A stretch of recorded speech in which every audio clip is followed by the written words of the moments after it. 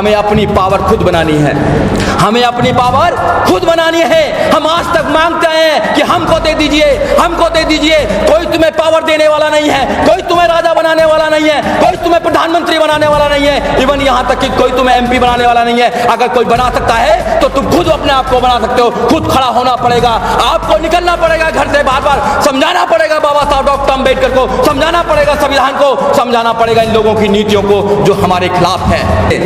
लोग कहते हैं कि बहन कुमारी मायावती हमारे साथ नहीं आ रही है। अरे बहन जी दूरदर्शी नेता हैं, बहन जी लड़ते लड़ते अब नेशनल लेवल की पार्टी बनाई है। मैं आप लोगों से पूछना चाहता हूं, इस देश में कितनी पार्टियां जो नेशनल लेवल की पार्टियां हैं? इस देश में 6 नेशनल लेवल की पार्टियां हैं। सबसे बड़ी वोटिंग के आधार पर कौन है? बीजेपी है। सेकंड नंबर की कौन? कांग्रेस है। और थर्ड नंबर की इस देश में अगर कोई सबसे बड़ी पार्टी है तो बहुजन समाज पार्टी है। बिना बहुजन समाज पार्टी के आप वॉयलेंस फ्री या बीजेपी फ्री कैसे इंडिया कर सकते हैं? नहीं कर सकते हैं आप बड़ी ताकत को इग्नोर कर रहे हैं। जो लोग बहुजन शक्ति को नकारना चाहते हैं वो गलत फहमी में है। ये 2023 है मेरे भाई, ये 2023 है। नौजवान जाग चुका है, अब तुम्हारी बातों में आने वाला नहीं है। अगर सम्मान दोगे तो सम्मान मिलेगा। जो आजादी आप लोगों को बड़ी मुश्किल से मिली है, जो वोटिंग का अधिकार आपको बड़ी मुश्किल से मिला, वैसे नहीं मिलेगा वोटिंग का अधिकार। अब पढ़ना बाबा साहब डॉक्टर अम्बेडकर ने अपने 4-4 बच्चों की कुर्बानी दी है, वैसे ही वोटिंग का अधिकार नहीं मिल गया। 2024 में आप सिर्फ वोटिंग के अधिकार का इस्तेमाल कर लीजिए, आप वोट डाल दीजिए और इन लोगों को सत्ता से बाहर कर दीजिए, इनका इंतजाम हो जाएगा।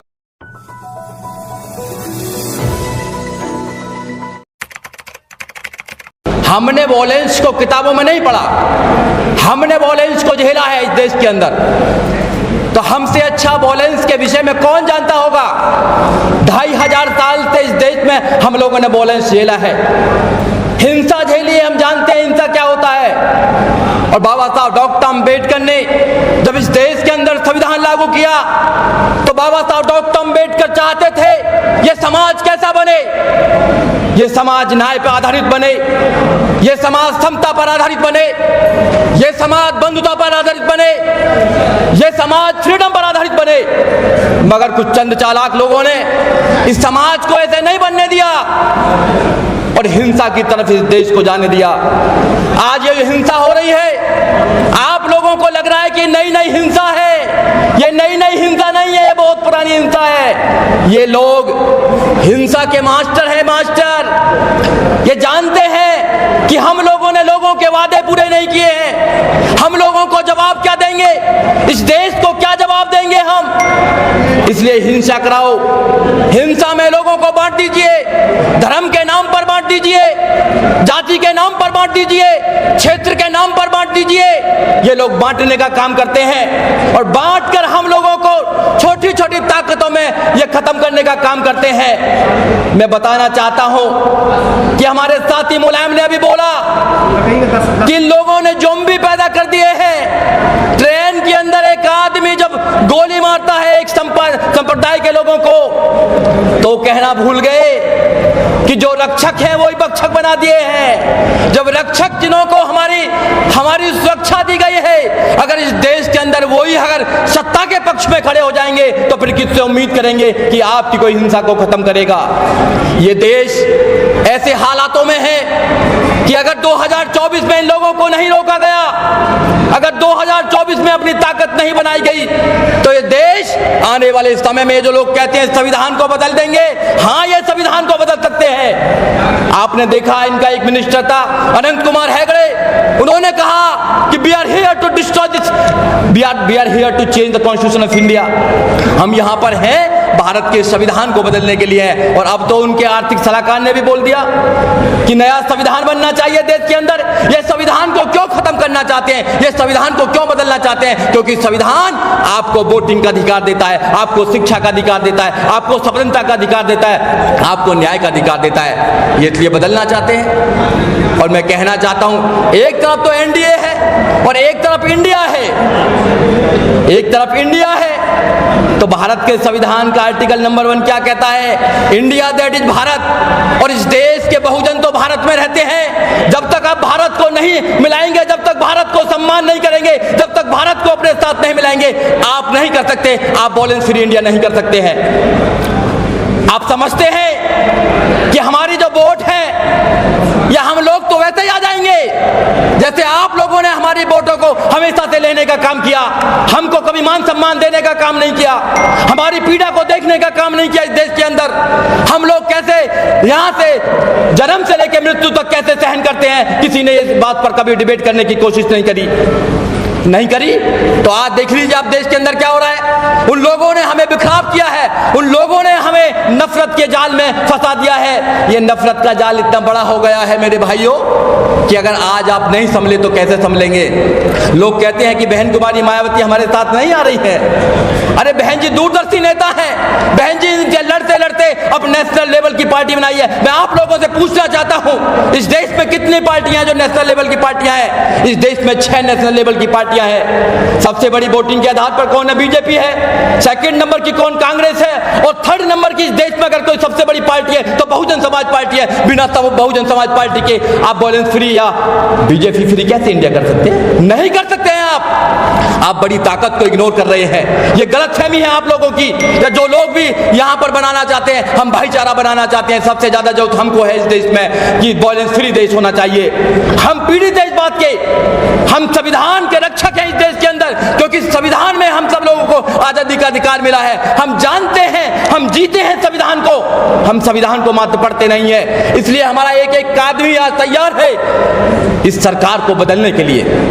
हम ऐसे ही नहीं घूम रहे हैं देश के अंदर, हम लोगों को बता रहे हैं कि आपके अधिकारों को, आपके बच्चों के अधिकारों को खत्म किया जा रहा है। आपको एक ऐसी नफरत की तरफ डाला जा रहा है कि आप ट्रेन में भी देखेंगे तो वॉयलेंस होता है। नुहू में आपने देखा, ये प्रयोग कर देखते हैं। आप आसाम की घटना ले लीजिए, आप अखलाक की घटना ले लीजिए, आप पहलुगां की घटना ले लीजिए, आप हाथरस की घटना लीजिए। जब हाथरस में एक दलित बेटी को तेल छिड़क कर रात को 2 बजे जला दिया जाता है और मुख्यमंत्री देखता रहता है और वहां की पुलिस वहां के लोगों का मुंह बंद कर देती है, तो फिर आप लोगों ने आवाज क्यों नहीं उठाई? क्यों नहीं उठाई देश के लोगों ने आवाज? कुछ हमारे लोगों ने आवाज उठाई। इसलिए मैं कहना चाहता हूं, हिंसा सबके लिए बुरी बात है। अभी पीपल साहब कह रहे थे हम बुद्ध के मानने वाले हैं, ये देश बुद्ध का है और बुद्ध के खिलाफ इन्होंने युद्ध छेड़ रखा है। इस देश में बुद्ध के खिलाफ युद्ध छेड़ रखा है। जब ये विदेश में जाते हैं तो कहते हैं मैं बुद्ध के देश से आया हूं, मैं अम्बेडकर के देश से आया हूं, और यहां पर भारत के अंदर बुद्ध के लोगों के खिलाफ इन्होंने युद्ध छेड़ रखा है। ये समझना पड़ेगा आपको। ये एक पीढ़ी को गुलाम बनाने का जो षड्यंत्र है, ये दिन पे दिन आप लोगों के सारे अधिकारों को खत्म करते जा रहे हैं। और मेरे मुसलमान भाइयों, आप लोगों पर जो अत्याचार हो रहा है, अगर आपका एनआरसी हो, अगर इस देश में आपके ऊपर कोई जुर्म होता है तो बहुजन समाज अपना बाबा साहब डॉक्टर अम्बेडकर का संविधान और झंडा लेकर खड़ा होता है। नहीं होता तो बताइए आप लोग। हम लोग वैचारिक रूप से एक साथ हैं, क्योंकि समस्या आपकी एक है और हमारी भी वही समस्या है, इसलिए हमारा दर्द एक है।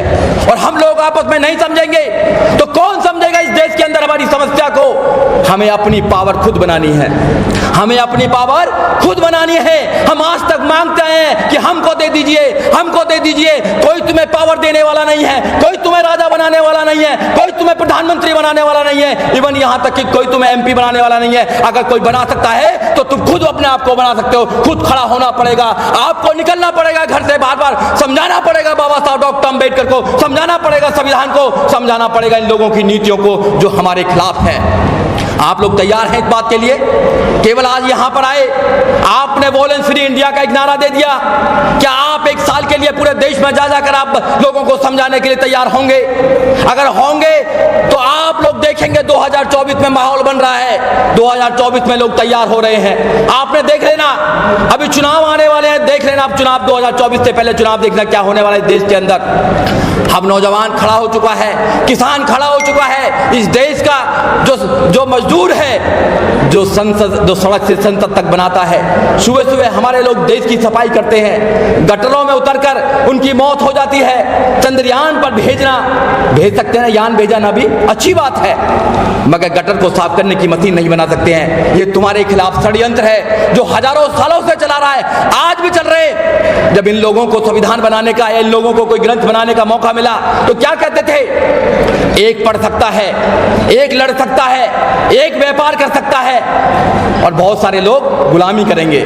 मगर जब बाबा साहब डॉक्टर अम्बेडकर को देश का संविधान बनाने का मौका मिला तो उन्होंने कहा सब पढ़ सकते हैं, सब लड़ सकते हैं, सब व्यापार कर सकते हैं और सब सबकी सेवा कर सकते हैं। ऐसे विधान को खत्म करना चाहते हैं। फिर कौन सा विधान बनाना चाहते हैं लोग? ये कौन सा षड्यंत्र करना चाहते हैं इस देश के अंदर? अगर अब महिलाओं को आज़ादी की बात करी जाए, जैसे अब हमारी साथी ने कहा कि इस कोरम में एक महिला की कमी है, और हमारी बहन को बुला के बोला इस देश में महिलाओं की आज़ादी के लिए किसी ने काम किया है तो बाबा साहब डॉक्टर अम्बेडकर ने काम किया है। उनके खिलाफ कितना वॉयलेंस है। हम लोग नकारना चाहते हैं, जो लोग बहुजन शक्ति को नकारना चाहते हैं वो गलत फहमी में है। ये 2023 है मेरे भाई, ये 2023 है। नौजवान जाग चुका है, अब तुम्हारी बातों में आने वाला नहीं है। अगर सम्मान दोगे तो सम्मान मिलेगा, क्योंकि हम वॉयलेंस को जानते हैं, लड़ना भी हम जानते हैं, उसका इलाज भी हम जानते हैं। हम लड़ेंगे इन लोगों से, और जब तक लड़ेंगे जब तक हमारे शरीर में खून का एक कतरा है, हम पीछे हटने वाले नहीं है। ना हम पहले पीछे हटे, हम नहीं हटे। इन्होंने जाति करी हम लोगों पर, आज भी जाति करते। गांवों में मूंछों के नाम पर मारा जाता है, बारात नहीं चढ़ने दी जाती है, लोगों को मोटरसाइकिल पर जाते हैं तो कत्ल कर दिया जाता है। हम झेलते हैं। जैसे मेरे भाई ने बोला अभी, मुलायम ने, अखबार देख लीजिए, अखबार मीडिया हेडलाइन देख लीजिए, सब जगह दलितों की हत्या, मुस्लिमों की हत्या, महिलाओं की हत्या, सब जगह हो रहा है। मगर हमारा देश, हमारे लोग खड़े नहीं हो पा रहे, घरों में है। तुम्हारे घर भी नहीं बचने वाले मेरे भाइयों, तुम्हारे घर भी नहीं बचने वाले हैं, क्योंकि लोगों ने मन बना लिया है कि फिर दोबारा तुमको गुलामी की बेड़ियों में ले जाना चाहते हैं लोग। जो आजादी आप लोगों को बड़ी मुश्किल से मिली है, जो वोटिंग का अधिकार आपको बड़ी मुश्किल से मिला है, वैसे नहीं मिलेगा वोटिंग का अधिकार। अब पढ़ना बाबा साहब डॉक्टर अम्बेडकर ने अपने 4-4 बच्चों की कुर्बानी दी है, वैसे ही वोटिंग का अधिकार नहीं मिल गया है। आप वॉयलेंस फ्री इंडिया चाहते हैं, 1 मिनट में वॉयलेंस फ्री इंडिया हो जाएगा। 2024 में आप सिर्फ वोटिंग के अधिकार का इस्तेमाल कर लीजिए, आप वोट डाल दीजिए और इन लोगों को सत्ता से बाहर कर दीजिए, इनका इंतजाम हो जाएगा। उसका एक ही रास्ता है, वो सत्ता है। सत्ता, सब कुछ निर्धारित सत्ता से होता है। आपके बच्चों की एजुकेशन, कहां से रोड निकलेगा, कहां कौन सा डिपार्टमेंट बनेगा, देश के अंदर जो भी हो रहा है, अगर तुम कुछ भी कर रहे हो वो सत्ता पर आधारित है। जब तुम सत्ता को परिवर्तन नहीं कर सकते तो तुम क्या कर सकते हो? घर में बैठकर अखबार पढ़ते रहना।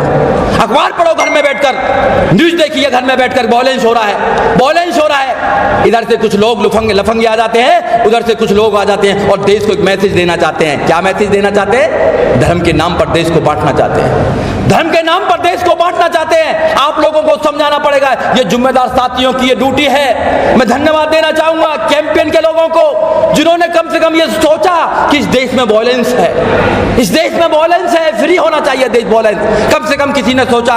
ये आप लोगों की ड्यूटी है कि आप लोग गांव-गांव जाएंगे, नौजवानों को तैयार करें, लोगों को तैयार करें इस वॉयलेंस के खिलाफ। और वॉयलेंस कौन करता है? अभी पीपल साहब ने बताया ना, वॉयलेंस कौन करता है? वॉयलेंस सरकारें कराती हैं, सरकारें कराती हैं। मैं लॉयर हूं, मैं जानता हूं, अगर पुलिस चाहे तो एक चप्पल भी चोरी नहीं हो सकती। अगर पुलिस चाहे तो एक चप्पल भी चोरी नहीं हो सकती है। अगर पुलिस अपराधियों के साथ मिलकर इसमें वो दंड, वो और ज्यादा दंड हो जाते हैं, और ज्यादा वो वॉयलेंस करते हैं, तो कौन ताकत देता है पीछे से?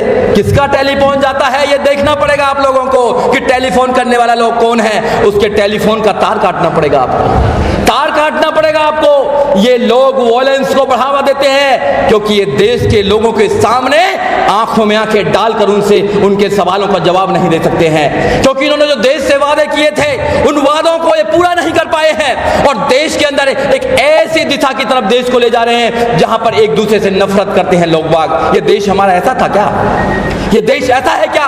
क्या इस देश में मुसलमानों का कोई भी योगदान नहीं है? आप बताएं दिल से, पूरे देश के लोग बताएं, क्या योगदान नहीं है इस देश में? बताइए आप लोग, आप कैसे नकार सकते हैं? आपका बाप भी नहीं भगा सकता किसी को।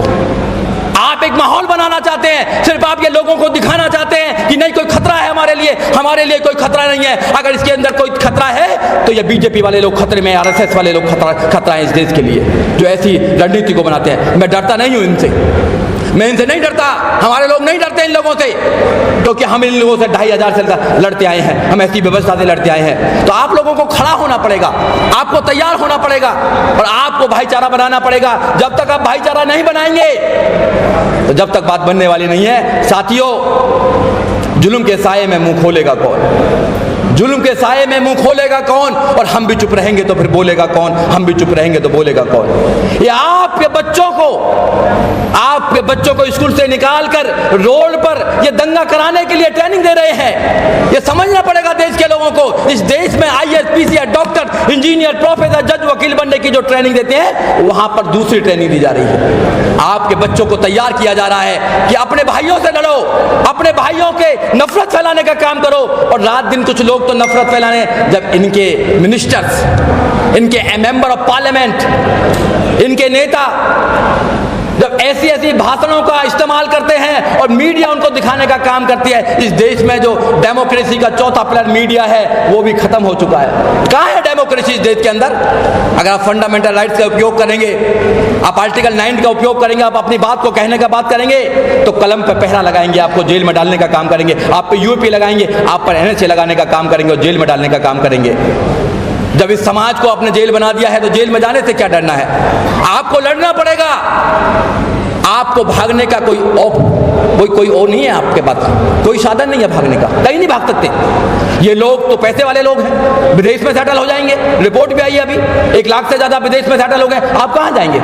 ये देश आपका है, आपके पुरखों का देश है, ये मेरा देश है, ये मेरे पुरखों का देश है। खून पसीना आज भी बहाते हैं मेरे लोग, आज भी मेरे लोग खून पसीना बहाते हैं। ये देश मेरा है, मेरे देश को बचाना है। तो जब देश को बचाना है तो देश में खड़ा होना पड़ेगा। तो मैं आपको एक नारा देता हूं साथियों, ए बहुजनों अपनी आंखों में असर पैदा करो, ए बहुजनों अपनी आंखों में असर पैदा करो। जुर्म से लड़ने को तुम शेर जिगर पैदा करो। अगर बचाना चाहते हो इस देश को तो सुनो, बाबा साहब डॉक्टर अम्बेडकर, माननीय काशीराम साहब पैदा करो, नहीं तो ये देश नहीं बच सकता। बाबा साहब डॉक्टर अम्बेडकर का आइडिया ऑफ इंडिया आप लोगों ने पढ़ना होगा, और जब आइडिया ऑफ इंडिया को पढ़ेंगे तो इस देश को बचाने के लिए आप घर से बाहर निकलेंगे और ये देश बचेगा। ये देश वायलेंस फ्री भी होगा और ऐसे लोग देश से बाहर भी जाएंगे। ये मेरा मानना है और ये मेरा विश्वास है। मेरी आपने बात सुनी, उसके साथ जय भीम, जय भारत, नमो बुद्ध।